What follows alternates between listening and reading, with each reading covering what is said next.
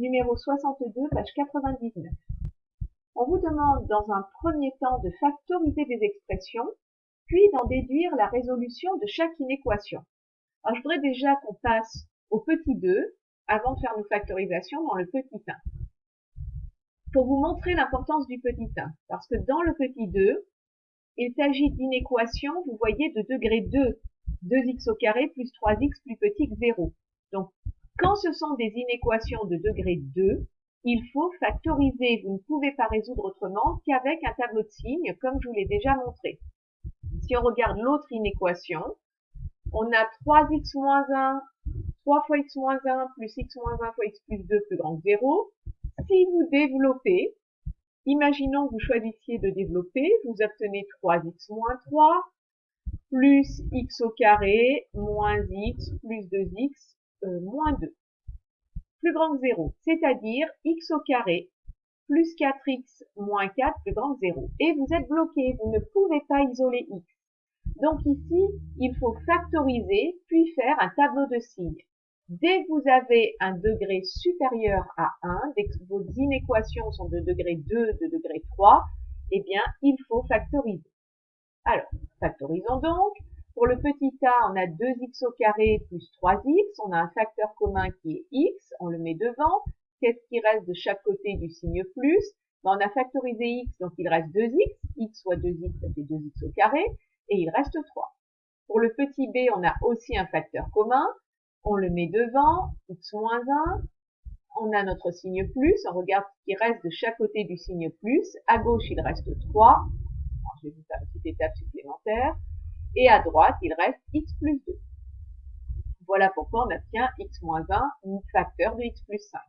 Donc ici, on a factorisé avec des facteurs communs. Vous pourrez très bien être amené à factoriser avec des égalités remarquables. Résolvons nos inéquations maintenant. 2x au carré plus 3x strictement plus petit que 0. On a factorisé, ça équivaut à x facteur de 2x plus 3 strictement plus petit que 0. On vous a fait factoriser, mais après, il faudra y penser tout seul. Et donc ici, on a deux facteurs dans notre produit. On a x qui s'annule en 0, bien sûr, et on a 2x plus 3 qui s'annule pour x égale moins 3 demi. Donc, on construit un tableau de variation avec 0 et moins 3 demi en les mettant bien dans l'ordre croissant dans la ligne des x. Ensuite, on a une ligne pour x, une ligne pour 2x plus 3 et pour le produit. On sépare bien nos intervalles avec des traits verticaux. X s'annule en 0, 2x plus 3 s'annule en moins 3 demi, et le produit s'annule pour 0 et moins 3 demi. Maintenant, mettons nos signes. X, c'est de la forme à x plus b.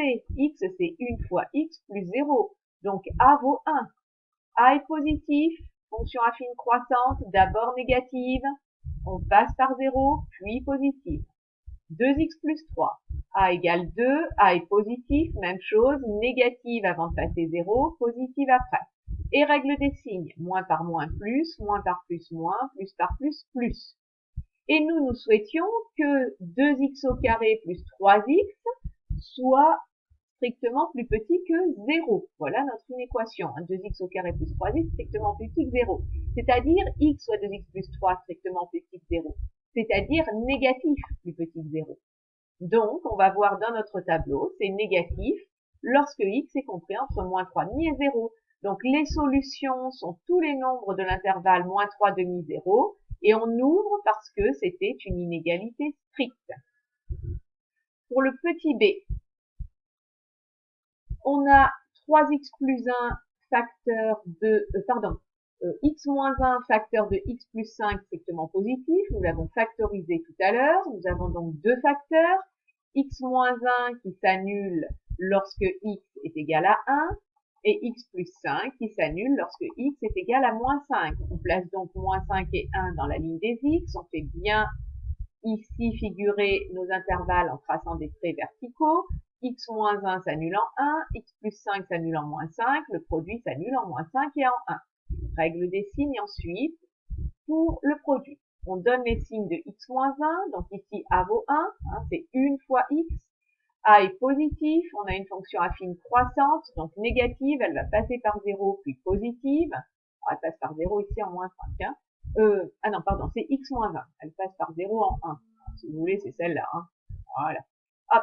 Elle est négative, elle passe par 0 en 1, et ensuite, elle est positive. Donc, négative avant 0, positive après 0. X plus 5, même chose, on a A égale 1, A est positif, elle s'annule en moins 5, donc elle est négative avant moins 5, elle passe par 0, puis positive, et on applique la règle des signes. Nous cherchions à résoudre produit strictement plus grand que 0, c'est-à-dire positif, donc on va voir dans notre tableau, et les solutions sont moins l'infini moins 5, union 1 plus l'infini, et on ouvre en moins 5 et en 1 parce que c'était strictement positif.